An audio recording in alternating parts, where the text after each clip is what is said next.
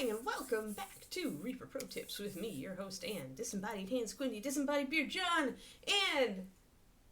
no. Kiki says no. Hi everybody, how are you all?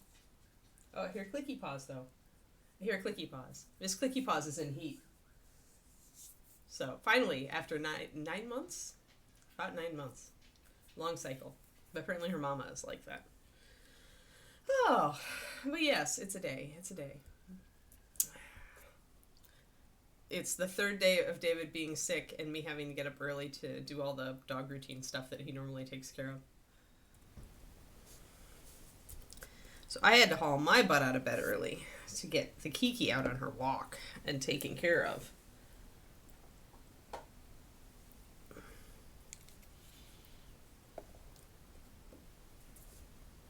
I know, how dare he be sick. And it's just unfair, though, Kodiak, because I always get over colds. Like, if I ever get sick, which is very, very, very rare. I think I've been sick once in the last, decade? Maybe twice in the last decade, but you get the idea. But when he gets sick, it's a long sick. Like, it takes him days to kick it. Whereas if I get sick, I kick it in one day. Like, I sleep a lot, I eat, I relax, and I'm like so much better the next day. But yeah, thank you, Twisted Oma. 51 months. Pretty impressive, I gotta say. Thank you so much. Pretty darn impressive. We are on Mouse Day. Mouse Day. Mouse Day. What do you guys want to do? Do you want to keep doing the lantern thing, or do you want to do the get some of her armor blocked in and stuff? What do you want to do? I'll give it to you. I'll give it to you. What do you want to work on today? Because I have no preference.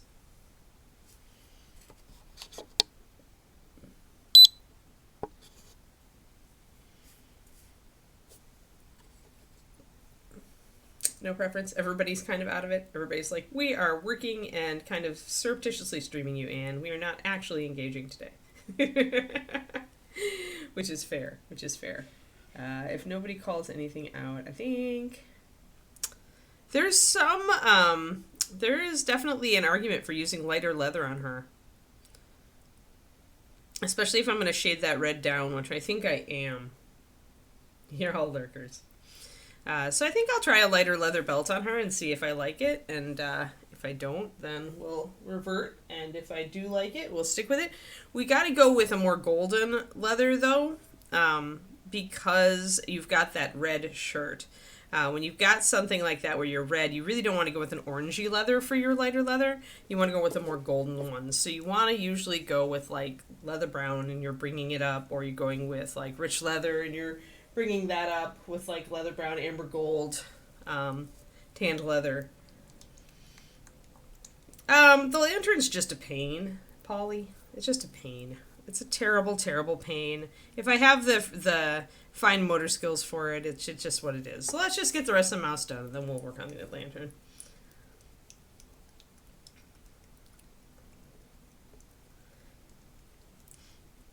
For some people, Turgeon. For some people. Not for me.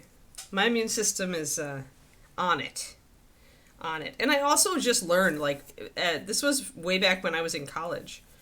But I learned that the minute I felt myself getting the cold, I knew it was going to come on really quick. And I would just immediately drop everything and just throw myself into bed. Like, I would just sleep. I would have my vitamin C. I would, not worry about stuff. I would just, take the day. The day is going to be blown. It's sick day. That's it. And I would always, like, the next day, I wouldn't be totally over it, but I would be, like, I would already be on the road to recovery. Like, I could feel that I was over the cold already. Like, maybe I'd have some residual stuff, but nothing like an active cold. So, I just learned that in college and have continued treating it that way whenever I come across something that makes me sick. You also don't really want to go with something like Driftwood because it's grayed out, and she is a very vibrant little mouse, so...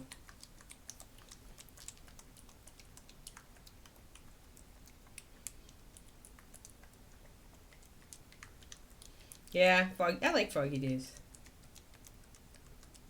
Right. Yep. Well, she's a red shirt. She's going to have to just rise to the occasion, Kodiak. Sometimes red shirts win. So if you look at these two, you can see that leather brown is a little bit more orangey. The thing about leather brown, though, is that you're mostly using it as a base coat, and then you're highlighting it with something that is more golden. However, there's a case for rich leather being the way we go. I don't know. I think I'm going to put a drop of rich leather into the leather brown and make it more yellow that way.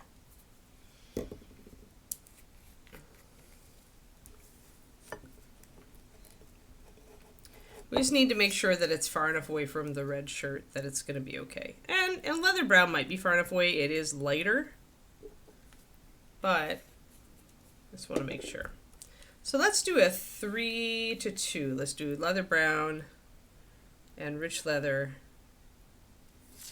at a 3-2. Ooh.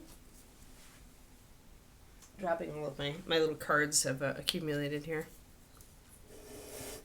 And we're done with Angry Link, so I can actually take that away. Do not need his card anymore. We have finished him. The card can go back into the card archive.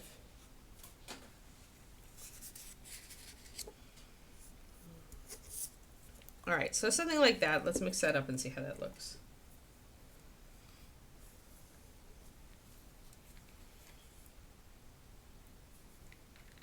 Just going to put one drop. Because these colors tend to not cover great, like they're decent covering, but they're not like super coverage, I'll keep it a little thicker and go 5-1 with the paint to water.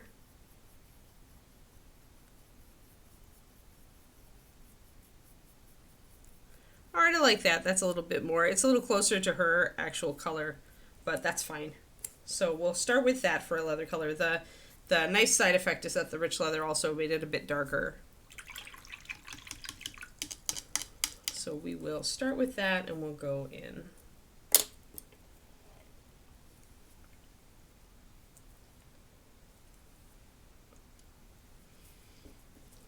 She looks plucky. I don't know about comedy relief.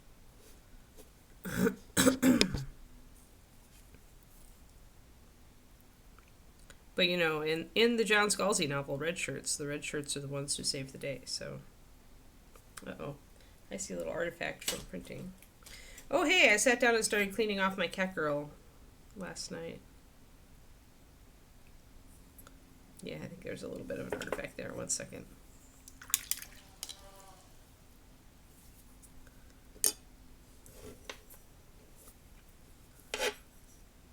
So I'm trying to take my coaching advice that I got to heart. And the thing he said... And I should know this, right? Because I've been making my whole life into a routine for a while. But apparently my brain is the type that thrives on routine. It loves routine. It wants me to have a routine. Period. So yesterday, the day before, the night of my coaching, I sat down and segmented out the things that I have to do in a day. Every day. Except for maybe weekends. And then... yesterday, I put a tentative schedule in place, and I stuck to it. And it's kind of amazing how relaxed I felt afterwards. So we'll see. What my Coach Terry said was to give it a month to a year, depending on how your brain functions. Sometimes you're not good at long-term goals, and you have to kind of make shorter-term goals as they come. So that's something to remember too. If you're trying to make a long-term goal, but you haven't had success with them in the past, don't force yourself into it. Chances are your brain is just not the type of brain that's really good with long-term goals. That's a thing. Some people are really good with long-term goals, and some just aren't. And if you've not had success with it in the past, then give yourself a shorter goal. So yeah, I like that color for the leather. I think that's going to work fine. We don't do light leather very often, so this is a good opportunity. But it's not quite, it's very similar. It's harmonizing with her fur, right? Because it's kind of this color.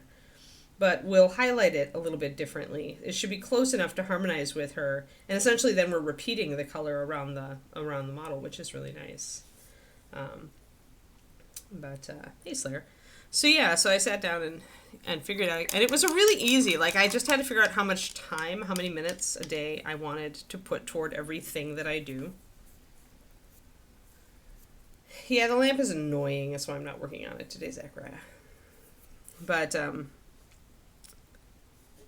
yeah, I had to sit down and say, okay, how many minutes do I want to put into writing? For those who missed our discussion yesterday, one of the things you can try is, instead of making yourself say, I'm going to do X today, you can say, I'm going to paint for 15 minutes or 20 minutes or half an hour, or in my case, 40, half an hour I think is what I've set my official thing. I decided I may as well also try to make a routine for my painting.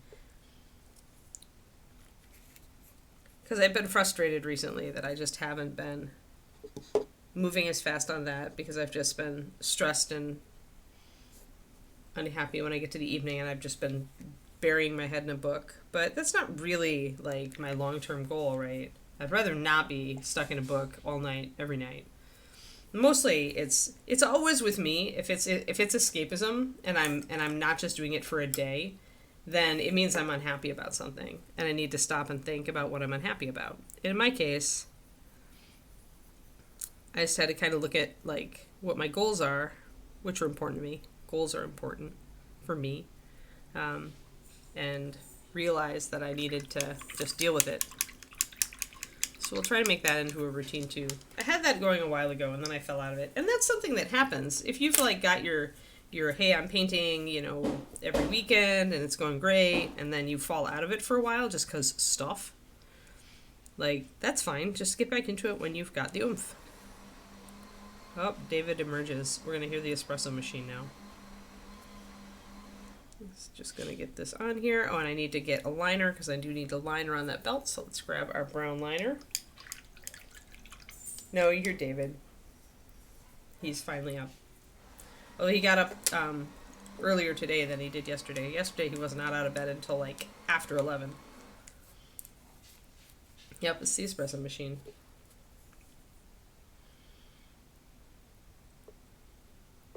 Apologies. I like to leave my door open so it doesn't get stuffy and hot in here while I stream because I have the big lights on. But that means you get to hear the sounds of my household. And usually my household sounds are pretty, like, done by the time you guys, happen. But not when David's sick. You can smell the espresso. Spiritual espresso. All right. But yeah, so I did sit down with Cat Girl last night and I cleaned off all of the 3D printing bits from all the parts except for her pants. Her pants are just like, because they're so highly textured, her pants are going to be a pain in the butt. And I didn't green stuff anything yet. I do need to green stuff one part of the base. And I might need to green stuff more. I don't know. I haven't decided or figured it out yet.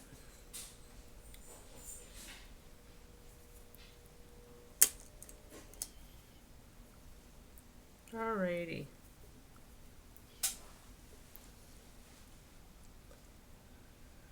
Will do, Twisted Oma. We all hope he feels better soon. Mostly because I'm lazy and I like to sleep in the morning.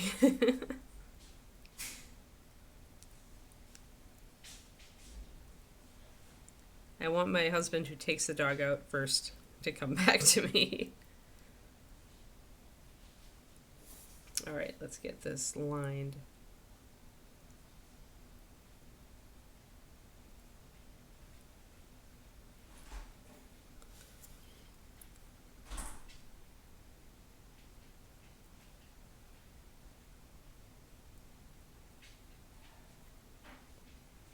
Alrighty. So that brought that dark line around the belt, helps it to stand out.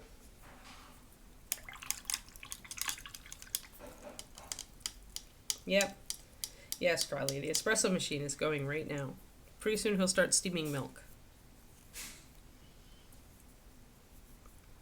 So around these little pouches, we can either line or we can just try to shade. I got my russet brown out because that's a yellowy dark brown. So this, though, around the belt buckle, I definitely have to line around that. My shadow is dark enough, my shadow color is dark enough that I can probably do just that around the belt pouches because it's all the same material. But around the belt buckle. And it's a little faceted belt buckle. I can't tell if it's really got a gem or not, or if it's just faceted.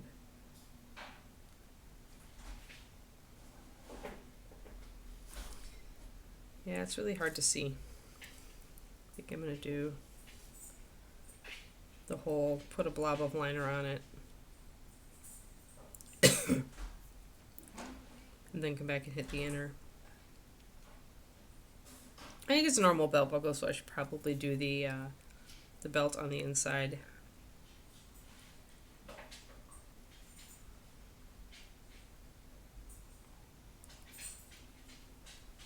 It's just sculpted a little differently because it is, okay, it's the scabbard. Because it's pretty small. Oh, the Kiki is happy that Daddy is up. And she's trying to play with him. So if you hear scrabbly paws, that's why. There's the milk. Yes, the sounds of espresso on today's stream. That espresso maker has paid for itself so many times over. It's not even funny.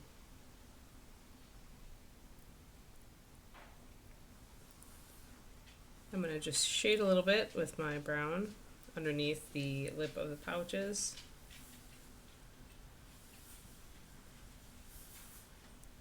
And a little bit around that little snap. And then we'll go back in.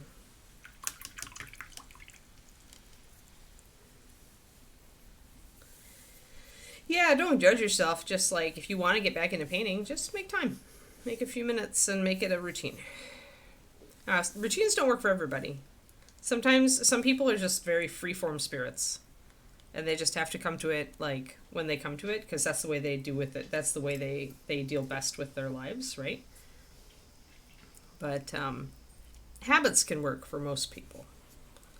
So if you get that habit into place that you sit down and do a bit of painting every night after X, that can help. It doesn't have to be every night, although every night will mean that you cement your habit faster. Essentially, the more frequently you do it, the faster you will build your habit. Which makes sense. The brain needs to be shown that you're serious. Oh, he loved it, Slayer. Yes, he loved it. It was perfect. Perfect gift. We win. We win the gift lottery this year. I knew he'd like it, though. That's why I'm a good sister. And I'm glad we did Clint Eastwood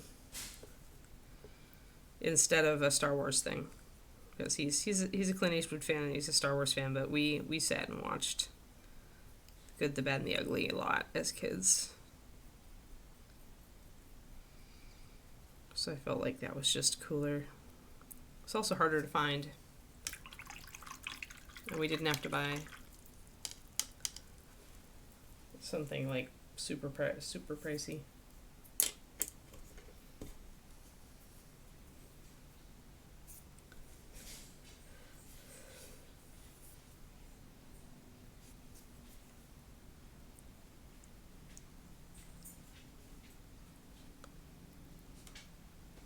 We got an espresso machine during the pandemic. I suggested it because I thought it would probably pay for itself. And he bought it like right after I moved in. And it certainly has absolutely paid for itself. And it's never really had any problems. It takes some...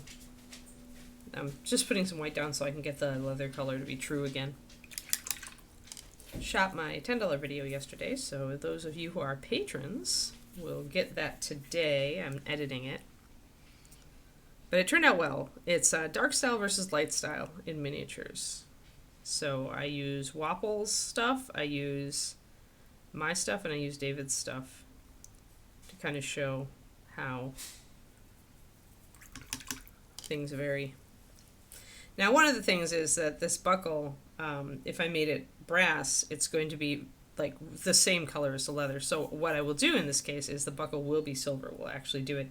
When you need that contrast, that's when to reach for that other metal, even though I really like to use brass because I feel like it pops a little bit better in a lot of models, and adds that bit of color. Here we don't need the color. We've got color all over the place. So we'll just take the silver that we're going to use for the or the steel that we're going to use for the pauldrons and the sword, and we'll also do it on the belt buckle.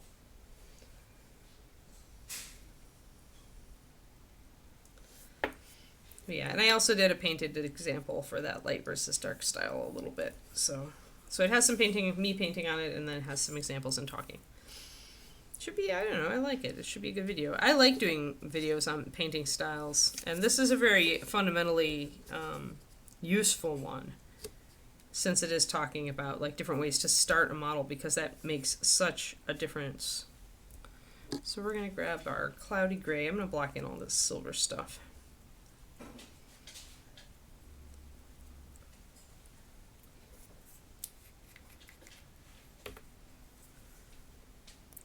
I think I'll add just a little bit of the brown liner to it to give it a color.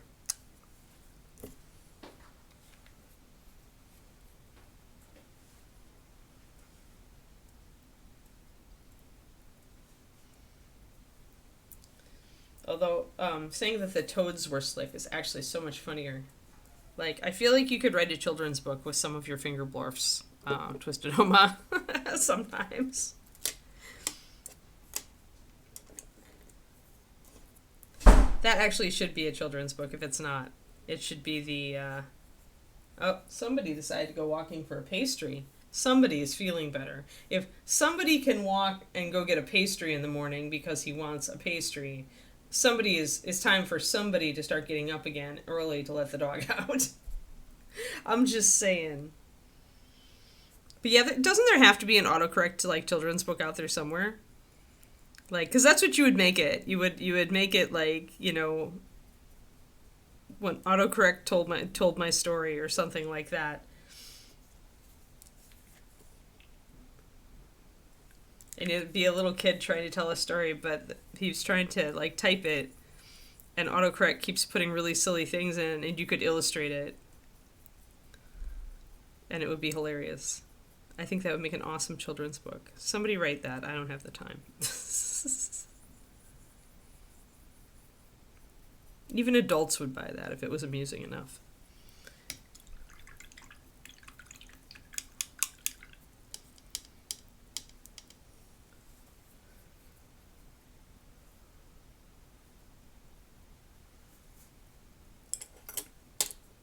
But seriously, if he has the oomph to like walk 8 blocks for a pastry in the morning, he has the oomph to get up at his normal time and take the dog for her walk. That's what I'm saying. I'm sticking to it. I want my routine back. Remember, I'm a routine person. I assume that's why he left, because otherwise I can't see why. Now, if he just walks to Safeway to get a donut, that's like a block, so I could see that. But he must be feeling better. So I put a little bit of brown liner into my gray, but it's just a tiny bit. But hopefully, it's pretty much the identical color of the material here, the Bones USA material. But that's all right. Just gonna get that base coat down.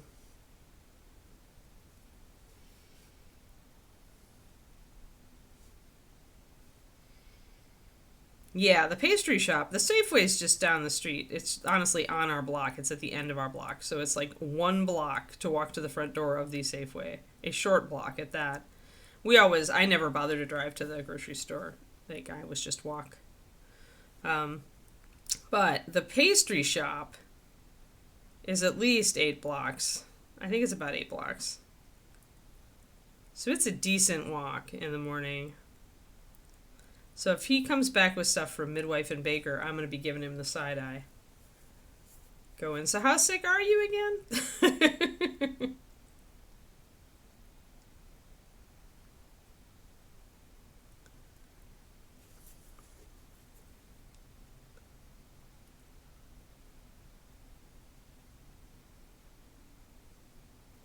David is a pastry hound, though. He just loves his pastry.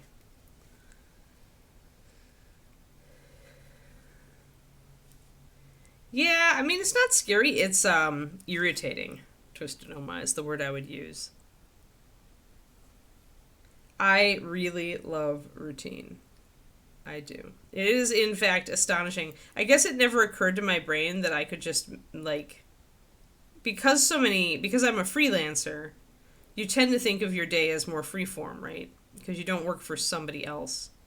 But in reality, I can just say that my boss is a bitch, and I can just, be my own bad boss and make a really stringent schedule and say, no, you have to stick to this.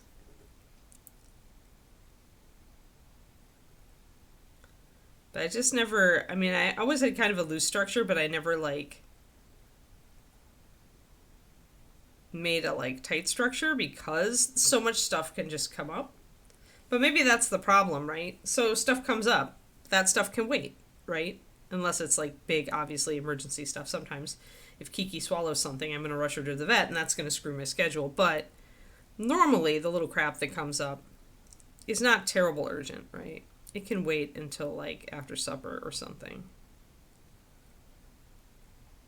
So,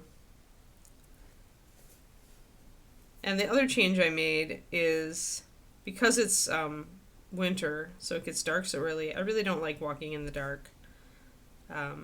So I essentially made a schedule where I do my Patreon work for an hour to an hour and a half, and then I walk.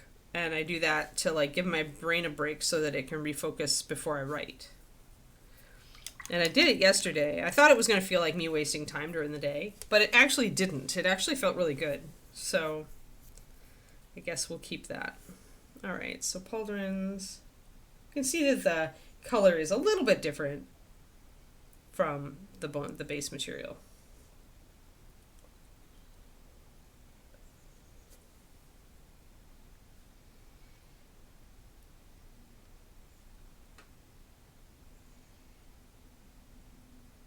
It is more difficult. Yeah, I know, a swear. Very, very, very few swears in this show.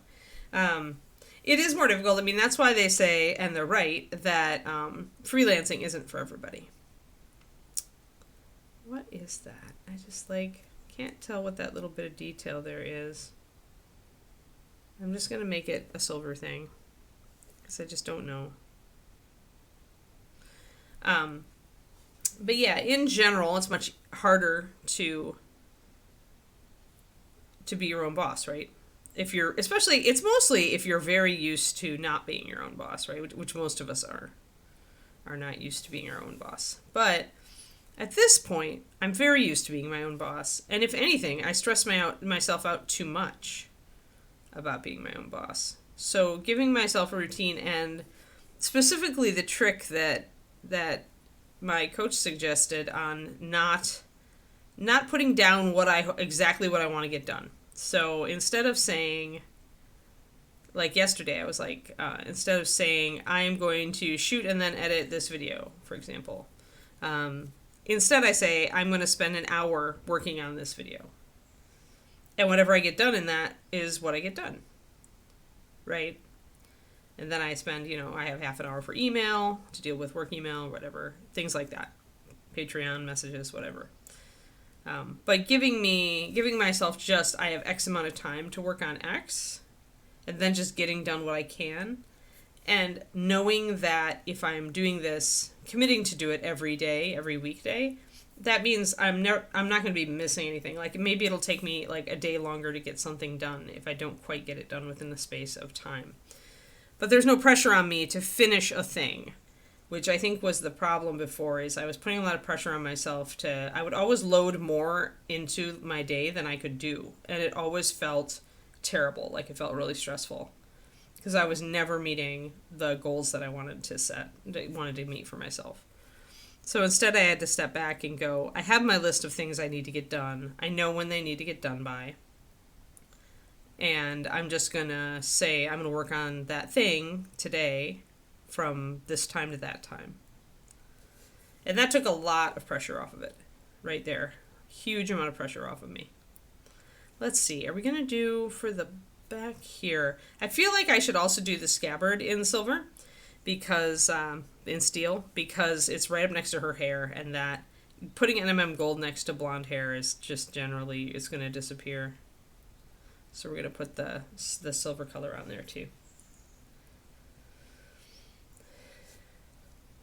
Yeah, we mentioned that a little bit yesterday too, that some types of brains really, really hate high pressure situations and they freeze. They don't work well with that, right? So this is all like kind of my tactics that I was taught at my coaching, my writing coaching, to get myself moving again. I mean, it was kind of weird yesterday. Like, I kept looking for things that I had forgotten to do because at the end of the day, I had met my goals and I had never once felt stressed out. It was just really weird.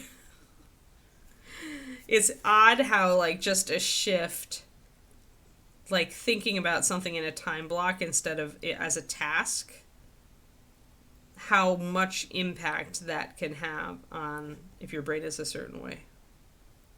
Some people really thrive on tasks. They want the task, and that is what they want to do. They would rather have that because they love maybe checking things off a list or just getting a specific task done, things like that. But some people's brains are not that way.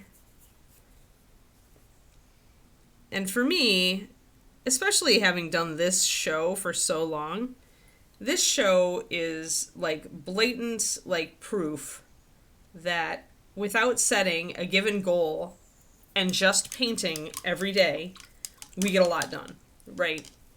We get a lot done on this show. If you look at how many miniatures, like, sure, we're not painting armies, but I mean, I finish probably at least one mini a month, right? By the time, I think I give Ron like 6 to 8 miniatures at the end of the year, and I usually keep a couple few. And I give, or if I don't keep a couple, I keep at least 1 or 2, and then others I've been giving to sculptors, right? Yeah, you've got that achiever thing, don't you? Right, but see, that's your brain. And some people, if they've got that kind of brain, they love that challenge of, like, that list, right? They love that list. They're like, okay, here's my next thing to do. I can't wait. I love lists too, but what I've learned about myself just from one coaching, how am I going to be in like 12 coachings? But what I learned about myself, just the key fundamentally, was that although I love my to-do lists, I cannot put time constraints on them or I will start to get stressed. So I can prioritize them. I'm very good at prioritizing, and I love to prioritize, put tasks on a list and then prioritize them. And I like to cross them off when they're done. But at the same time, I'm happier if I just have that list to kind of work on and get it done as I get it done without putting pressure on myself to do it within a certain time frame. So it's interesting. It's just different ways to think about a problem. And you can take this stuff and try to apply it to your own painting practice. If you notice that you're stressing out because of like what you're doing, or you're just not wanting to paint, like you're really backing off from painting, challenge yourself to maybe think about it slightly different. Maybe it is time to just sit down and paint for 20 minutes a night and if you don't get anything done, that's fine. If you only clean mold lines off a model, that's fine. That's a win because you sat down and engaged with your hobby for 20 minutes. That's all that you needed to do. So this comes back to another tactic. Yeah. Yes, outline, right. Yep. Yeah, and an outline can be a good way to do it, right? Because then you've got it in priority order. You've got it. You know the order roughly it needs to be done, and you just work on it, right? For me, I've really learned I need to do it. But this goes back to another tactic that I learned, which was if you're feeling like if you're like, I'm gonna sit down and paint, every night, but then you find yourself really just backing away from that, you need to lower the bar. So if you sat down and you're like, I'm gonna work on this model tonight. That bar might be too high for you where you are, especially if you're coming off of a burnout where you took a long time off from the hobby. So maybe lower the bar and say, I'm just going to sit down with my hobby and I'm going to grab whatever I think looks interesting and I'm just going to do whatever for 15 minutes. Set your bar low enough that you're not avoiding the task, right? Because the lower you set the bar, the easier the bar is to step over, the more likely you'll repeat it. So if something is really resistant, now there's another school of thought on that though, also, which is that if you're really dreading a task, you should do that task first in your day. So if there's something you do that's part of your process that you really don't like to do, this is called the eat that frog philosophy in business. And it's, if you get that one obnoxious thing that you've really been dreading out of the way, then the rest of your day feels a lot freer and you can relax, right? So, but again, that depends on your brain and how you think. Some people need to really lower the pressure before they can execute. And that's okay. It's just the way that brains are. Brains are weird. And of course, our brains are also shaped by all the stuff in our background, right? So if you were criticized and told you weren't creative as a kid, you may have a hard time dedicating a part of your evening to being creative because some part of you still believes whatever that adult or classmate or whatever told you, right? That you aren't creative. So then that's a little bit more work. There's definitely stuff that, that our brains do that takes a little more therapy, and that you may not be able to get through yourself. But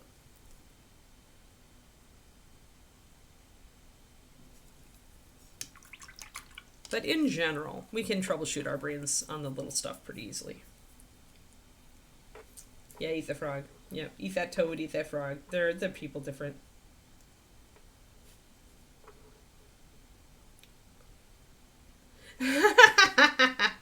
Hey, Quindy, sometimes at lower res, it actually makes them look better. But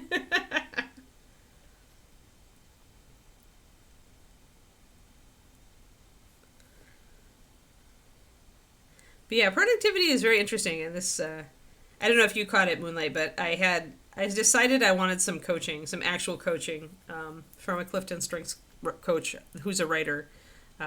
So I signed up and I had my first coaching session on Sunday, and it was a game changer. It totally, Clifton Strengths is one of those personality tests, but it's one that's backed by 40 years of study into essentially the idea is that learning what your strengths are and leaning into them will get you more in the long run than trying to shore up your weaknesses.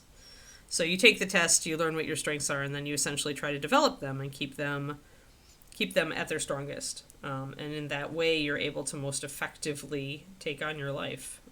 It's pretty awesome. It definitely has helped me. But anyway, so this guy is both a coach who uses that system and also a writing coach. So that was what I did on Sunday evening. But yeah, it was really cool, and I've already gotten a lot of actionable things that I'm playing with. So I'm just sharing the weird things I learned about brains with the stream. Because brains are weird. That's just going to be my absolute new mantra. Brains are weird. Oh gosh, yeah. There's insane stuff I learned. Like the thing about the time blocks instead of assigning a specific task. That's just a thing that my brain... I have a type... 2 of my strengths are strengths that freak out if there's too much pressure.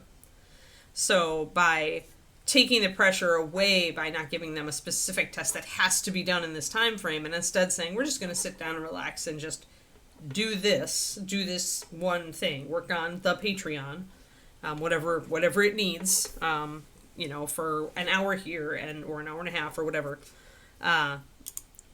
Yeah, just by taking that, my relaxation, my stress level went way down, and I was really productive yesterday. And it worked really well for my writing too. I've been struggling to get 500 words a day on this new book, and I got 970 words yesterday. Just by taking the pressure off, just by saying, you know what, we're just going to sit here. And if we sit here and stare at the page for 45 minutes, it's okay. It's all right. At least we're engaging. But the minute I opened the manuscript, I just started writing, and boom. So there's definitely a thing where, as you learn about how your brain reacts to things like stress and pressure and your best practice, right? And some people just come there naturally, right? They experiment and they figure it out during the course of their life, and they don't need a test to tell them that. I mean, that's what this whole thing came from in the first place. Is there was a guy, I can't remember his last name was Clifton, obviously, but I can't remember his first name. But he essentially noticed, like, he started interviewing people who were really successful. Like, he was really interested in what made really successful people. And that's where this test comes from, is like the 40 years of studies and research and interviews and people, taking the test and then trying to implement it and things like that. So yeah, it's pretty cool. But yeah, that's just one of the things that I learned. Like, there's a lot. So part of it was the routine thing and just setting up a routine and just like sticking to it as much as I can, because it'll make my brain happy. Part of my brain loves routine. And I already have routine in the rest of my life, like up to my work like time. It's really funny. You would think that I would have noticed this beforehand. But part of me always thought that being a freelancer made routine impossible, like that I needed to be flexible and work on whatever. But I think that's a lie. I think that was a lie I was telling myself. So we're going to just do it this way and see how it works. But yeah, I got a lot out of that. I learned a crap ton about how I think. The other thing I learned in Moonlight is that I have a very thinky brain. The strength is called intellection, and essentially just means you really love to think. I really love to think. But it turns out the thinky brain really needs momentum to function best. And by momentum, not just like when I sit down I have to work for a while before I get up to a good pace, but also momentum in that if I skip a day, it takes me longer to get back to a productive like metric. So that was a real eye-opener, because I've been experiencing that, and I kept thinking, because some of us are like, oh, I'm just not feeling it today, or whatever, and we might take a day off and come back to it, but that's actually the worst thing you can do if you have thinky brain. You should just like sit with it for a while, and just like as it goes, it'll get better. So yeah, it's totally interesting. Yeah, just sit down and go for 20 minutes. Yeah. No, that's great. Some people also have like a strength called consistency, which means like they're very good at setting that consistent marker and doing it every day. Like they thrive on that. They love it. There's like 34 different strengths, and they're all really fascinating. And pretty much your top 10, your top 5 are your superpowers, and your top 10 are very influential over the way you do things.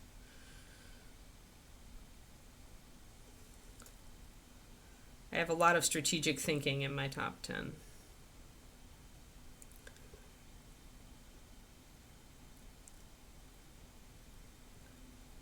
Thinky brain is my brain. So there we go. So since I had the brown liner, I decided to kind of block in some basic NMM.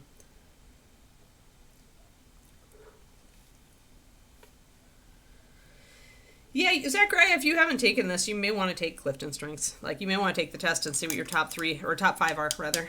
Like I said, that you can get the book, the little book on it, and it'll give you a free coupon to take the test and get your top 5.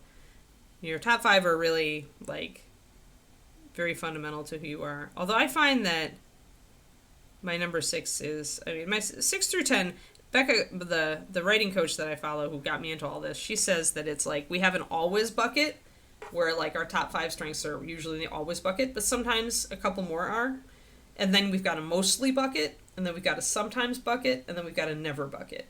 So your lowest strengths are probably nevers, right? But then the cutoff for, a strength that's always that you use a lot, may not be at 5, it may be at 7 or 8. But yeah, it's a fascinating thing. I love that kind of thing. I like anything that gives me the ability to game my brain, because my brain and we have some moments. Because I've got so much I want to get done, and so because of that, I've gotten very into this, because it helps me execute. To understand like the way to optimize how I do things is so valuable. But she also makes a point, my favorite coach, about saying, it's not just about like the difference the difference between, as she puts it, the difference between a 700 word day and a 7,000 word day has less to do with how you're actually engaging with your work and more to do with, did you eat well today? Did you sleep well? What went on this morning? Did something happen to upset you? Did you argue with a family member? Did you have a great walk? Things like that. Like, all of the things in your environment have a huge impact on, like, the relative, like, expression of how much you produce in a day. So, like, if you sit down to paint or night or sculpt or whatever you're trying to work on, and, like, you just can't concentrate on it, and you barely get, like, one row of knitting done, or you get, barely, like, remove mold lines from something. Ask yourself, was it something in your environment? Because that's also something that always is going to impact you. So sometimes it's not the strengths, sometimes it's the world.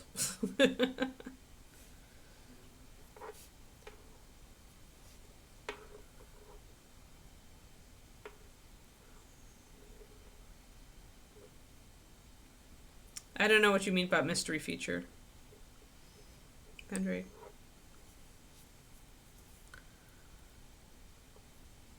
So since I've got my colors mixed up, I've just been working on the NMM here.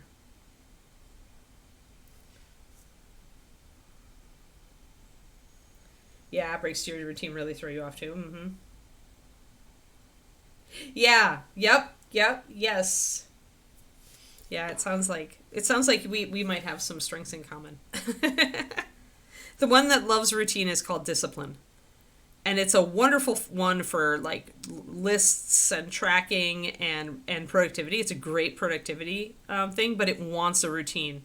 And if anything throws off its routine, it gets downright sulky and doesn't execute nearly as well.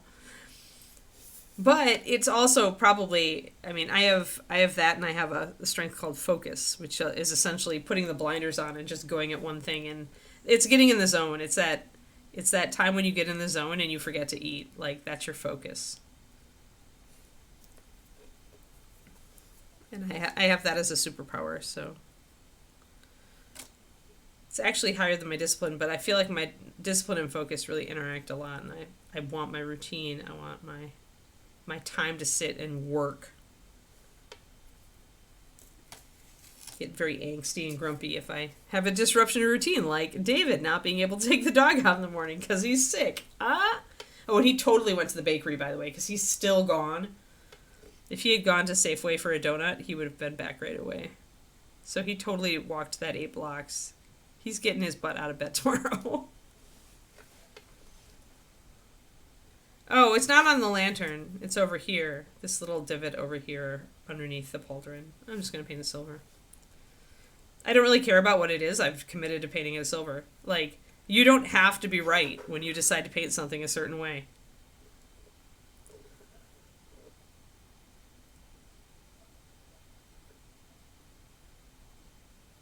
It looked like a rivet, so I assumed it was another piece of pauldron, kind of like there is one over here. Gary Michael, yep. Oh, that was your top 10 too? Agent Marvel? Yep. Agent Marvel and I think Kodiak have done the Clifton Strengths test. It's interesting stuff. It, like, really... The thing that most made my brain, like, light up and happy when I had my coaching was that Terry pointed out that there are actual mechanical functionality to these things. Like, if you have a high intellection, i.e. thinky brain, you are going to, respond well to X, right? And everybody's a little different as far as, like, the nuances of their strength. Like, my intellection is not the same as somebody else's intellection, because mine has, strategic and learner and focus around it. And you might have woo and empathy and responsibility around yours, right? It's going to make your thinky brain be a little different than my thinky brain. But in general, at a fundamental level, there's a lot, like, thinky brain will generally work like X. So like I said, I love anything that lets me understand myself better so that I can get more done of the things that I really want to accomplish in my life. Like, if this thing helps me to write every day reliably, I am so, like, I'm going to be shouting it to the skies. Seriously. I was dubious on the coaching, but now I'm, like, all in. Yeah.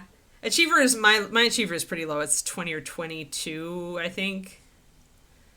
But achiever is not the only way to get things done. That's one thing. Because even, like, a skill like responsibility, and Becca's actually doing a kind of a blog series, a Patreon series about this right now, the action points of every strength.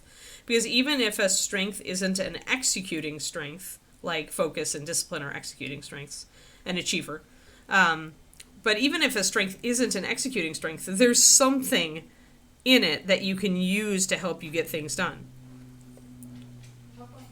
Like, oh, somebody's back. I told the stream that if you feel good enough to go get a pastry, you're better. I feel a lot better, yeah. Circle. Spin. Good girl. How about circle? There we go. So we got that looking Spin. good. If you, yeah, so the thing that I did, Kodiak, is I actually signed on to Becca's Patreon. And she does a lot of free stuff on YouTube. So if you just want to, like, learn more and absorb things, it's, let me write it down. I think she's still doing it under the Quitcast, but she might also be under Becca Syme.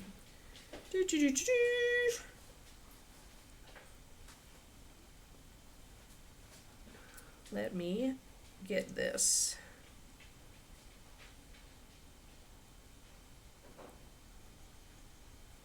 See if I can just find it just off of scrolling my Thingahoozit, or if my Thingahoozit has been supplanted by other things. Yeah, my Thingahoozit has been supplanted.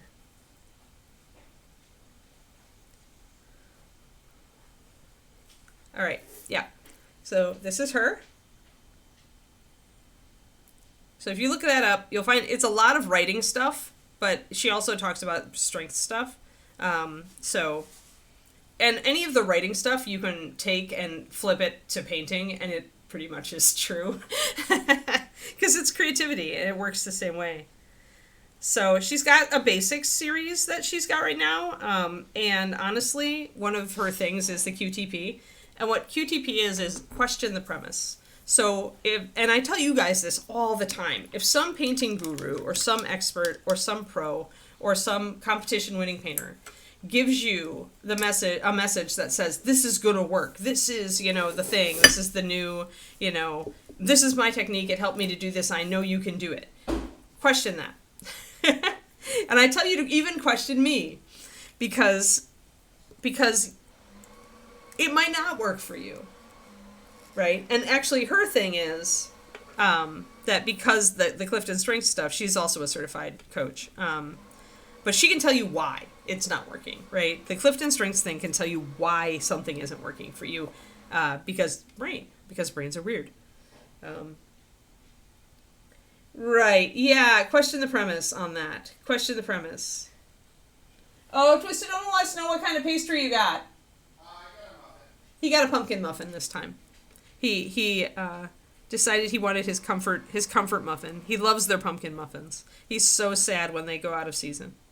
They've kept them longer this year, so he's happy. Their pumpkin muffins are good, but I like their pastries. They've got a pastry now that's an apple walnut Danish. That sounds apple cinnamon walnut. What was that? Guess he just wasn't in the mood for pastry today. But yeah, so when you see things like that, especially sensationalistic things like that, I consider that kind of a sensational. This is going to destroy your brushes. Really? Because I use metallics on my brushes all the time. Now, given I destroy my brushes, I'm hard on brushes. But I love this myth that, and think about this for a second, guys. Like, now, metallic paints can destroy brushes if they're like solvent-based metallic paints. Solvents do tend to strip a lot of the residual like oil and like functionality off of your hairs. They tend to dry out the hairs. A dry hair becomes brittle and it breaks, right? But this takes time. It's not like it's going to instantly kill your brush to use it on metallics. And usual metallics are, the base is really no different from any paint. And anybody who mentions that, oh, the metallic flake is going to cut your brush hairs, yeah, you should like just throw that person right out. Just throw that right out, yeah. So question the premise is Becca's thing, and she uses it for writing. And she also coaches just general creatives, though. So that's why I say a lot of this stuff is, although she'll be talking about writing, and you could probably ignore a lot of her stuff about the writing industry, about the publishing industry. But when it comes to actual functionality and different strengths, she talks a lot more about specific strength stuff on her Patreon, which is also, I think, Becca's time. I'd have to look it up. I'm pretty sure it is. I don't know if I have it on my Patreon over here. I'd have to look. I think I'd have to log in. I don't use the Patreon app on my phone very much. I just use my computer. But yeah. So yeah, question the premise is a good thing to keep in mind, even if you remember nothing else that she teaches. Because if it's not your experience and you see something and you're like, oh, maybe I've been doing it wrong, but you've otherwise been having success with what you are doing, question that.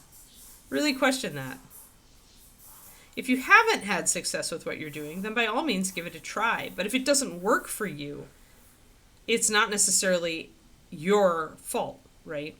It's just not a kind of thing that works for you. It's not an approach that works for you. It's like everybody's saying that, that wet palettes are the only palette, right?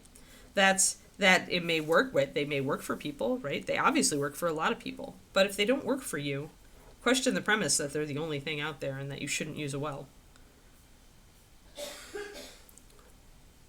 Likewise, if you get somebody who's like, you should only use X, like even a well palette, then again, question that. Maybe a wet palette would be better for you.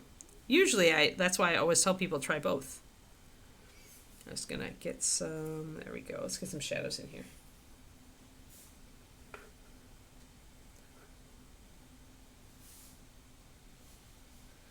They all have the same base, and most of them have the same flakes, Pendrake. Metallics are metallics. I did a Patreon thing about metallics, silver metallics, a while ago. There are really only 2 flakes that people use in metallics. And if it's not an alcohol-based metallic, then the base for the metallic is typically very close to what is used for any regular paint, and maybe have a higher acrylic content, but that's about it. And that's not going to destroy your brush. So I always kind of wonder. And the thing is that sometimes these people honestly believe what they're saying, right? It's been their experience. They want to share it with you. It's not that people are trying to like put one over on you. It's just like they haven't stopped to question their own premise and ask, why might this be the case? Yeah, bot. Silly bot. But yeah, I did do a Patreon thing. I think this past summer I did the metallics one, the silver metallics one, where I broke down a whole bunch of different brands. I'm going to make a little bit of a wash for the chainmail up here. You guys know I don't usually do washes, but when it comes to chainmail, if I didn't start with black, I do. So we're going to grab some of our liner. I'm going to grab a little bit of this. Just a little bit of brush-on sealer, a little bit of water, some of my brown liner. Create something that's going to work.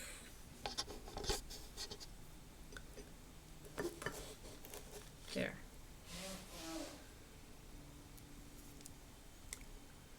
But yeah, just question it. I mean, it might be right. If you question it and it works for you, then you're like, oh, well, okay, then it works for me.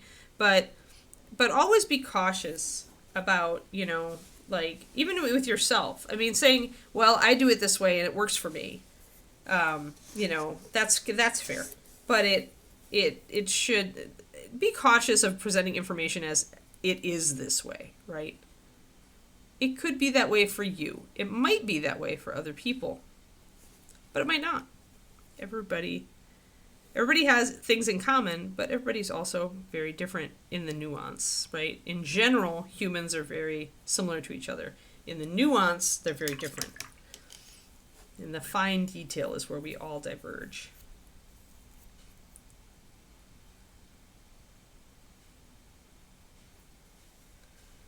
Yeah, right. Licking your brush destroys your reputation. Right. Anything like that, right? But people love to put that on their Twitch or their YouTube or their, this clickbait. It's clickbait. Yes, exactly. It's either outdated because all this stuff stays. This is the downside of everything staying on the internet, right?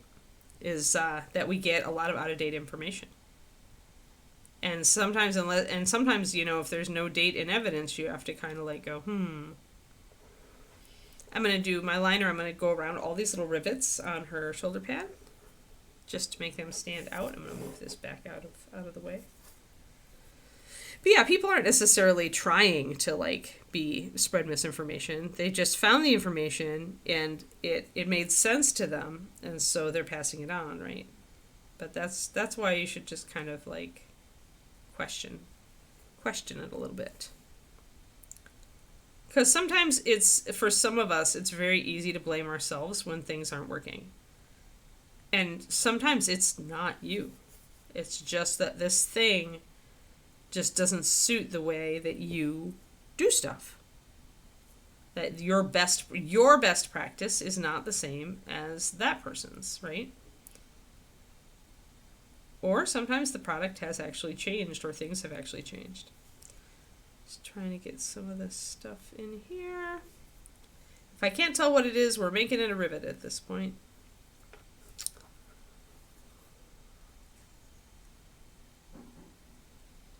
But yeah, I mean, you guys can imagine there's all these, painting myths that go around. The same thing is true in writing, right? This doesn't work. That doesn't work. This is the only way. That's the only way. The only way to be a success is X. The only way to be a success is Y. You have to do social media promotion to be a success. You don't have to do social media promotion. The myths are thick in writing as they are in paintings. Now I have 2 sets of myths to debunk.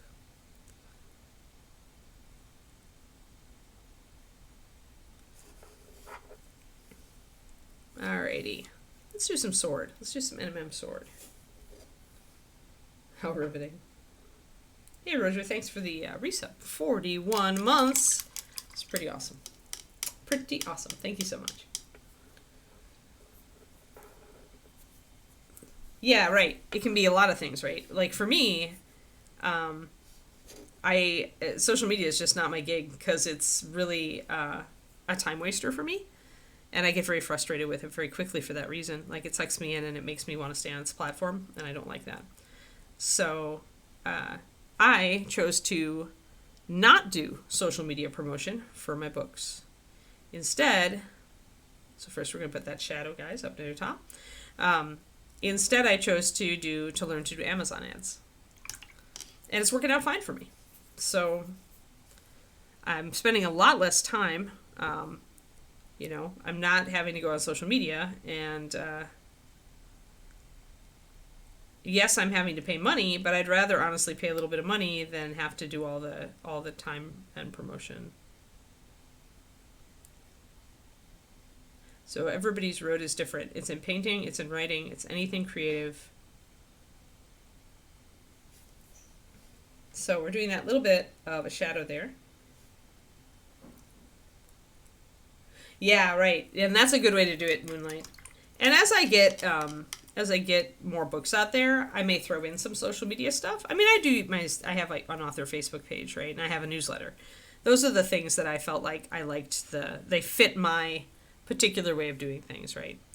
So as time goes on, then maybe I'll engage a little bit more on social media. But honestly, for writers, it tends to be more just write more books, right? And so social media, especially early on, can be a trap. And same thing goes for painting. If you're trying to become a painter who's well known, the best thing you can do is paint more models, not spend a lot of time on Instagram talking about everybody else's stuff. Right? Engaging on Instagram might do you a little bit of good. People will see you engaging, they'll see your stuff, they'll engage with you. But there is a limit, right? It's the diminishing returns there. All right, so we got a highlight, we've got a shadow, right? And we're going to break up this shadow and highlight thing also. But first I'm going to paint a lighter coat across the top of the sword. Yes, yeah, yep. Yeah, but some authors definitely do that, and it works for them, and it's worth it for them. because they otherwise would waste so much time on social media that they wouldn't be getting their writing done, right? But yeah, so, and it's another question of the premise, right? So it's like, is this going to work for me? It sounds like, to me, Moonlight, that it works for you because you are pretty disciplined in how you use it.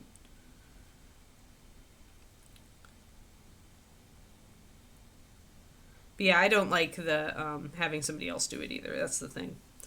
It feels less sincere to me. So if I'm going to do it, I like to do it myself. You put up a picture and you can add text alongside of it. And then you can comment on other people's pictures, Pendrake. I can't tell you the exact mechanics because honestly, Instagram is one of my least favorite platforms. So I don't ever go on it unless I absolutely, like David tells me to go and look at somebody's X or Y. I should put up a couple new pictures though, just because. I put stuff up so that people can see my work on Insta, but otherwise I don't engage. But yeah, it makes sense that Kyle is like manages. I mean, that's the best thing, right? Is if you have a career manager, if you can afford one, or if you have one, if you married one. That's the best one, right? That's not going to happen with David. His job pays so much more than mine. But yeah, so that's really nice when you can have somebody in family who manages your socials. Some people do that. I just am really, my brain has an addictive factor, and I've learned that over time, right? When I lost 10 years to World of Warcraft, I kind of learned that about myself. So social media being crafted to be addictive means that I'm very wary of it, and I try to keep myself there at a minimum of my time. Like, if I'm going to go there, I'm going to go there, but... Oh, you submit some limitations. Okay, well that makes sense.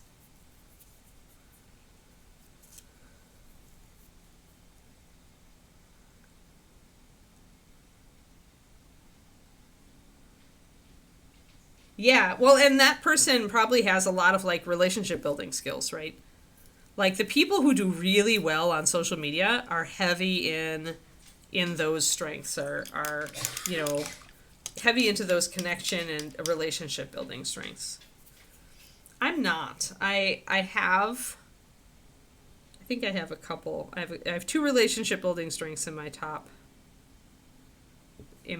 but one of them is a little bit tricksy because it's not so much relationship building as it wants to make an impact. So that is relationship building, but it's not like an active relationship building skill, right? Not something I can lean on.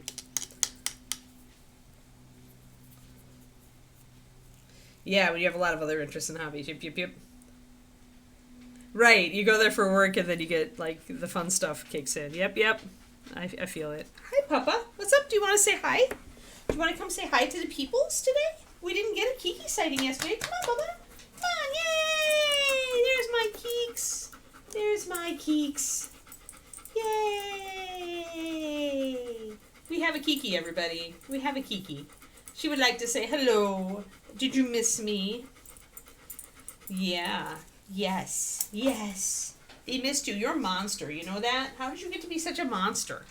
I looked at her on the floor yesterday in the TV room. I'm like, how did you get so huge?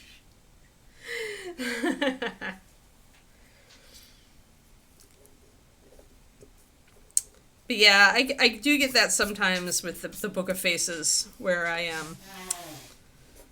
I'll go to take care of a dog club thing, and then I'll get sucked into a few other posts from friends, but I have to watch it. Reddit is really dangerous these days. I pretty much have a to-don't list. I got that from Andy Weir, who was recently interviewed. The interview is really good.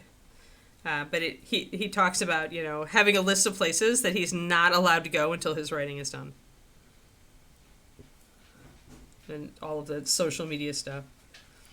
So with me, it's like my Reddit and various other things that distract me.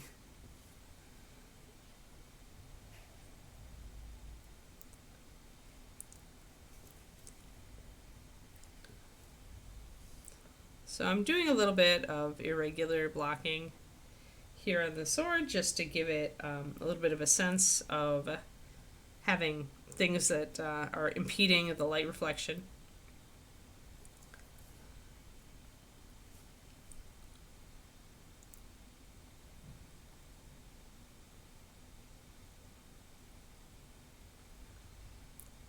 And I'm trying to vary them a little bit, so I'll make this one actually a little bit shorter, and I'll make that highlight a little longer.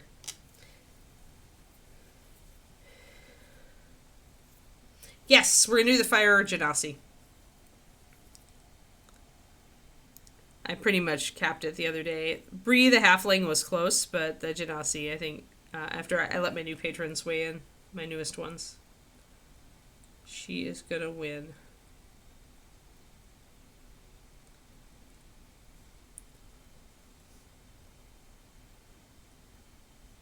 Yep.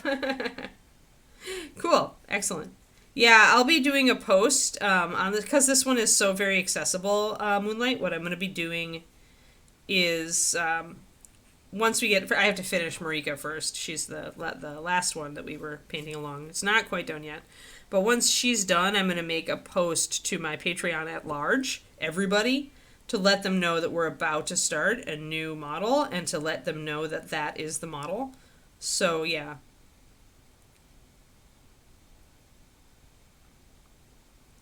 Yeah, I have a fair number of people on my paint along tier, and a couple of people who joined just for that, I believe, for this. So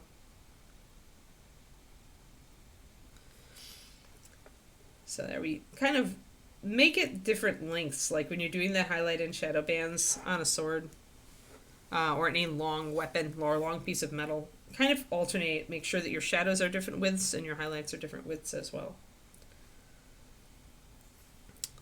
Yeah, I officially announced it, I think, this past weekend, so I was going to get to you, and then I promptly got distracted by other things, as it happens. But yeah, we're not going to start until, I think, next month. I should be able to wrap up Marika this month, I think. You never quite know, because I try to keep my paint-along lessons short, so 20 minutes, 25 minutes at most, because a lot of people have trouble making, a ton of time for this stuff. It is work at your own pace, but for people who like to keep up with me, I think I need to make a little bit more of an edge on that bottom side. Yes. Okay, cool. Thanks. Thanks, Moonlight. I will let you know. I'll probably make the general post about having that model for the paint along a public post, so anybody who comes to my Patreon can read it. And I'll kind of outline what we do on the paint along tier on that. So that might be a good one to share, because everybody will be able to just come over and read it if they're interested.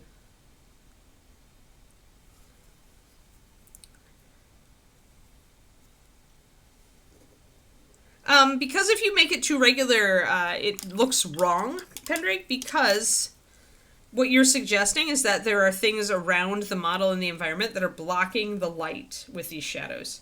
And in any normal area, those things that block the light are going to be irregular, right? It's going to be a tree here, a person there, something that's sticking up there. So it's usually not, unless you're in a very... in a particular environment that has a pattern of pillars or something like that, like predictable light impediments, most of the things that are impeding your light source are going to be erratic. And so when you make your light and dark areas alternate like that, you're suggesting that. You're suggesting an erratic disruption of the light reflection, which is more what we normally see. Far more usual than a predictable one. So that's why it tends to look a little bit better. That's what Sergio teaches in his class as well. I think I need to thin my white just a little bit more. It's just getting a little bit, staying a little bit too much of an artifact. I need it to blend now and not to edge, so... Yeah, I'll totally tell them to, as they paint. We'll see how many people pick it up. I expect a fair number of people to pick this one up. Marika was a really involved model with a lot going on, and so I didn't have many people keeping up with that one. And I'm hoping that with this new one, we'll see a lot more.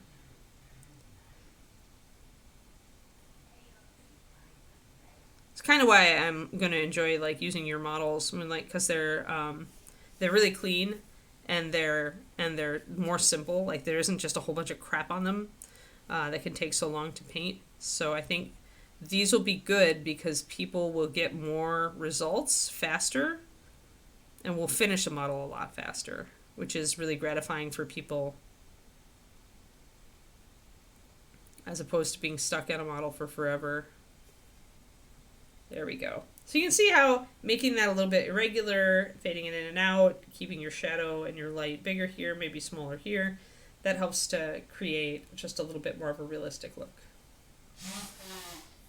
And on the back here, because it's tilted back a little bit, I'm mostly concentrating on that light highlight on the bottom edge. So let's go over to the front here. And I think I need to mix up a new white because I still need to do some edging. We're getting close to the end.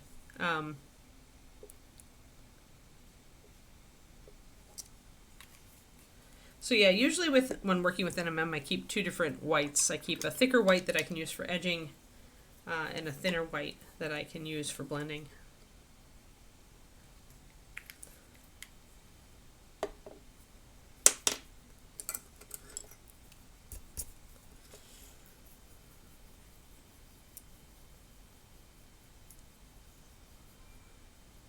Yeah, we'll see. I think I'm not sure the colors I want to use yet on the Genasi. Maybe I'll have my paint along people chip in ideas on the Discord.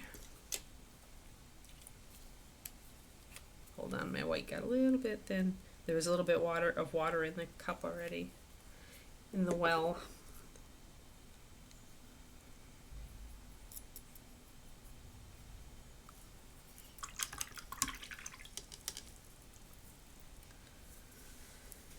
Alrighty, let's get that edging on. Often I start with the shadow, but if I already know that I'm going to be doing the edge, I can come and do that. She's got a chipped sword too. She's not very well equipped to fight this undead.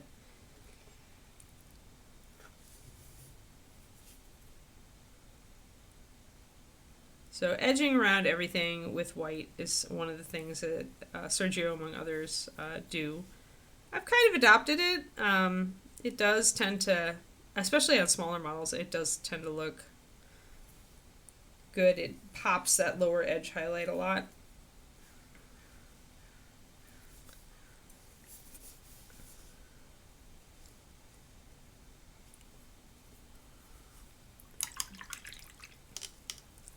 Get a shadow here.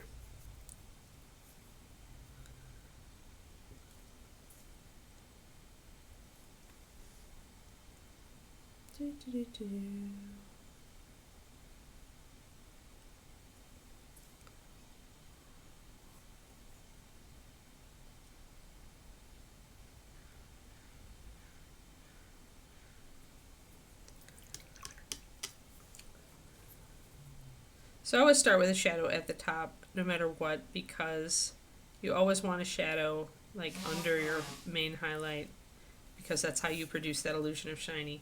So you want that there before you start breaking it up.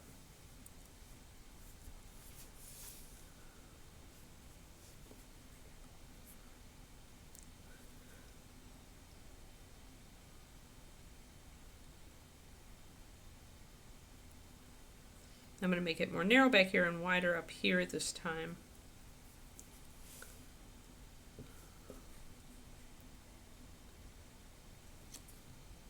And often on silver and steel NMM, I do wet blending because it's the easiest way to go from so dark to so light very quickly.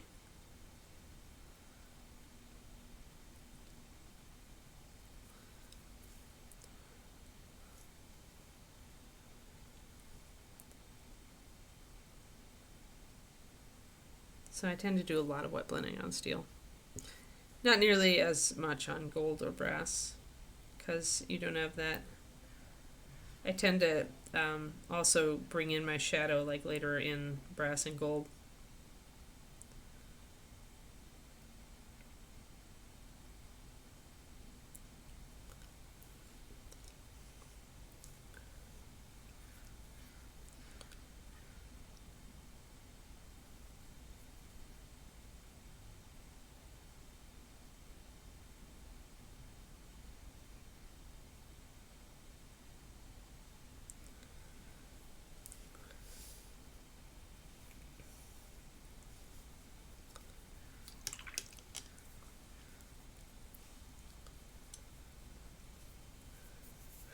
let's see here. Oh, already 11. Jeez.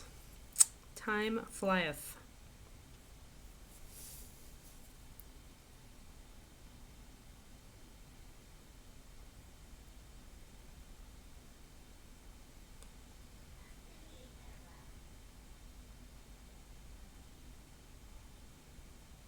Oh, and just to remind you guys, I won't be here on Thursday this week.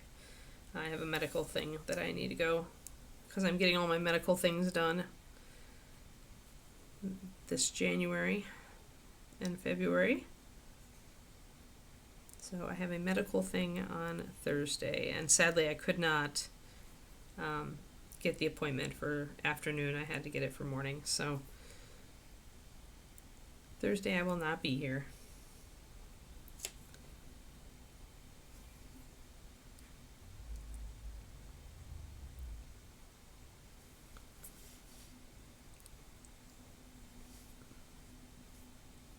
No, I don't like necessarily to have my shadows go all the way. Painters like Sergio will. They'll have that the shadow will go all the way down or across the blade. But sometimes if the blade is tilted up a little bit, this one is pretty neutral. It's tilted a little tiny bit, but if it's tilted up, I definitely want to make this a little lighter toward the very bottom and blend it in more.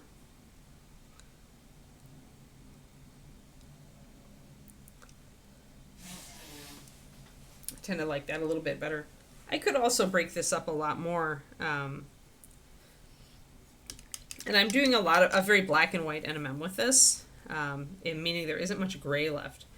And it's popular. It's a popular style of NMM because it is so dramatic. But I will bring in a little bit more of my gray here.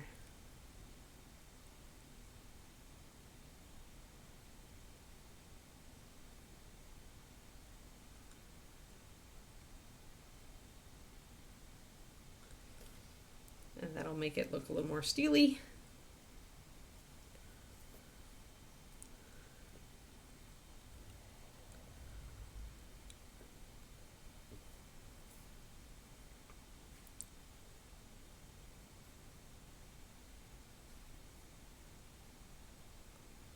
And that also helps to blend it in. There we go. Shiny. Great. And I think I almost forgot, I'm going to use my gray to get this little belt buckle.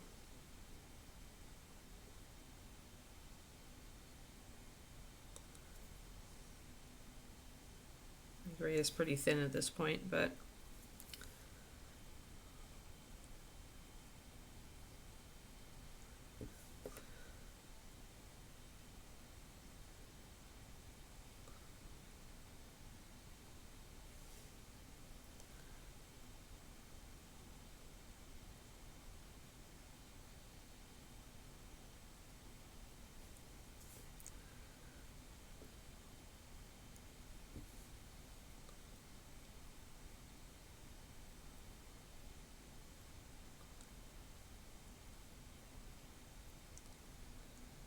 there we go.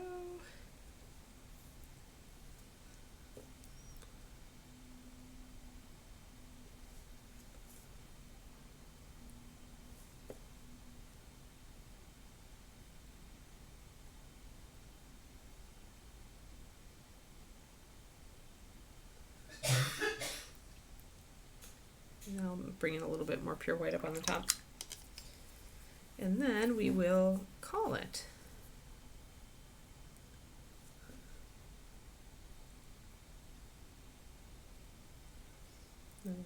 Pinpoints up there. Never, but I learned to airbrush, and then came to the conclusion that anything except for priming, that anything I would use an airbrush for, I just know how to do already via glazing and with brush. And so for me, it would be effort to learn a different tool that would do the same thing less precisely than what I do now.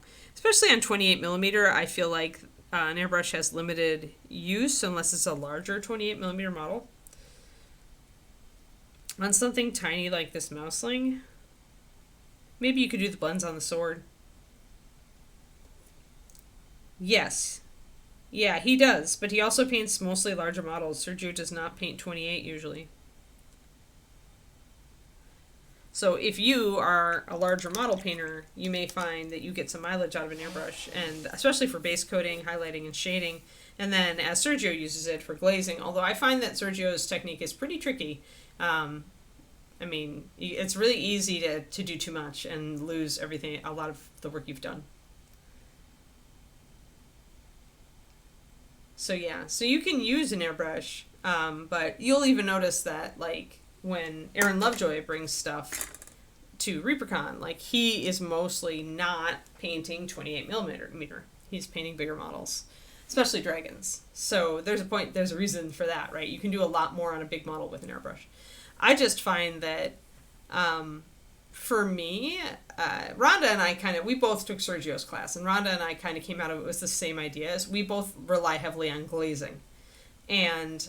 But because we're very good at it and fast at it with our brushes. And so for us to learn to use the airbrush for the same purpose but lose precision is a bad trade-off. If I painted more big models, I could see maybe investing more heavily in airbrush skills, but it really depends on what you're going to do. Yeah, I really feel like it's a tool like any tool, Butts. So some people invest a lot in learning to airbrush and they get a lot of mileage out of it. And some people never touch it and they get mileage out of their own techniques. There's no right or wrong answer here. You can use it or you cannot use it. It's great for some stuff. It's not great for other stuff. It's going to base coat and highlight and shade your dragon a lot faster than if you try to do it via brush. So it really just depends. Yeah, it's a great priming tool, especially during the winter when you don't want to use sprays if you're in a really cold area. And if you want to just control your priming more, like if you're doing Zenith, you can get a much better Zenith prime in general with a airbrush than with a spray can. That's why when I do Zenith and I use a spray can, I tend to do sketch style over the top of it to tighten it up. Because I sometimes have to tune areas. But yeah, it is a tool like any other. It can be great, it can be not great, it can be midland. It really depends on who you are and what your process is. Oh yeah, well you'd get the base coat down super fast on the nids, but you still have to do all the other stuff. Because that's the thing, it's never, and Lovejoy has said this before at ReaperCon directly, and in his classes, he says it will never replace brushwork when it comes to details. You're still going to have to do all the fine stuff. What it takes out of your hands and does very quickly is the base coating stuff that can be so tedious and take so long. So, and not just NIDS, I mean any Space Marine army, they're mostly one color.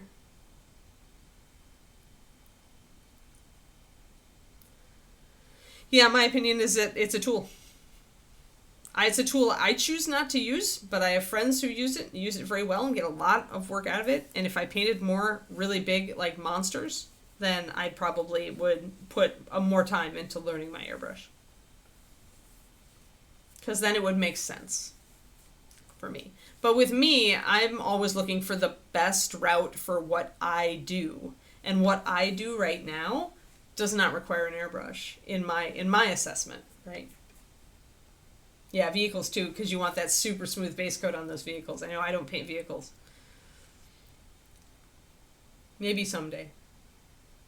They're not intimidating. They're actually pretty simple crows. It's just learning the cleaning, take it apart, clean it, put it back together without hurting the needle kind of thing.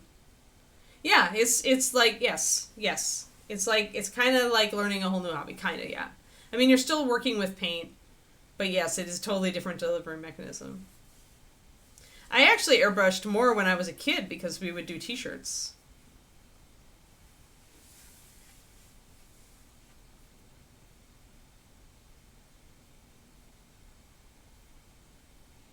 But yeah, I don't do miniatures. So, all right. Hey guys, guess what? Tomorrow we start a new mini. It's Librarian in, Sophie. Yeah, and that's part of it for me as well. I have a lot of years in this hobby, right? I've had a lot of experience, decades of experience working with brushes. So for me to stop and have to learn all of the ways that I have to like work with the airbrush, like struggling with the airbrush, it just isn't worth it for me. Haha, you're a tiny bit biased. I've been waiting for this to come out in a good cast for so long. Because when it first came out, like, I didn't pick it up in metal, and it was in bones, and it just didn't look good. And I was just waiting for the Siocast version, and now I'm so happy with it. I can see a mold line I missed, though. I need to work on that tomorrow or tonight if I have time. But yeah, so she's a lovely mini. I did look at her angle and the OSL. We might just do a backlit. We might do OSL, but we might only do it on her hair. Because if you look at it, if you really look at the angles, it's really on the back of her head. It's not really casting light onto the page. So if we do any OSL on this figure, we'll have both. We'll have a front light. But then we'll also have a backlight coming off of the lantern. That would be what we would do. I thought there, maybe I was wrong. Maybe it's always been a bones version. But yeah, it was just not good in bones. So, yeah. So the wings, kind of like the lantern ends up at the side of her head. It would fall slightly over this one page, like just the corner of it. But it wouldn't illuminate the book because her head's in the way. So when I look at it, it's just not forward enough. See how it vanishes behind her as you see the book? So essentially that means the light's not going to fall onto the page. So I'll do a front light, and then maybe we'll do a rear light with this.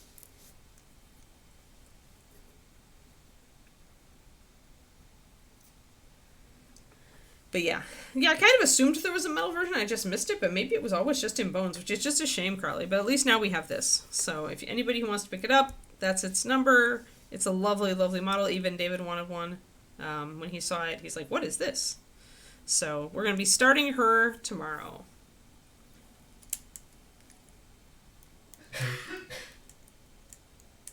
So yeah, David's probably going to be teaching OSL. I think he's going to do 2 OSL classes this ReaperCon, guys. So those of you who have never taken David's OSL Callet class, he uses those Pyro Goblins to do it.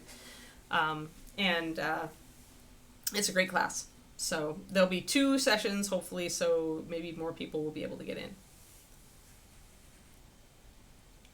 Yeah, you cheated on yours and lit most of the book, yep. Yeah, and you can. I mean, you can. I really, when I do OSL, I like to take advantage of the actual, like, shadows that would be cast and stuff. Like, I try to keep it close, so yeah. Yeah, they're good. I mean, I've got mine from David's class. I took his class at ReaperCon. This is my little Pyro Goblin. Ah! So this is, an hour, pretty much. Like an hour and a half. That was what the class was. I guess an hour and a half. Yeah, because it's a conceptual technique, right? It's not a mechanical technique. I'll be talking about those too in all my YouTube crazy series and stuff, but yeah. All right, we are going to call it, folks. I got to go take the puppa for her second walk of the day. Yeah, we'll start on Sophie tomorrow. I hope that we'll probably do her in a different color than usual. I think I want to do her in indigo and blue. I'm thinking. That's what I'm thinking. She looks like she's in a nightie. Thanks, everybody. Thanks for stopping in. Moonlight, thanks for touching base on the Patreon and paint-along thing. And, yeah, awesome. Thank you very much, everybody. I hope you have a lovely day, and I'll see you tomorrow. Bye-bye.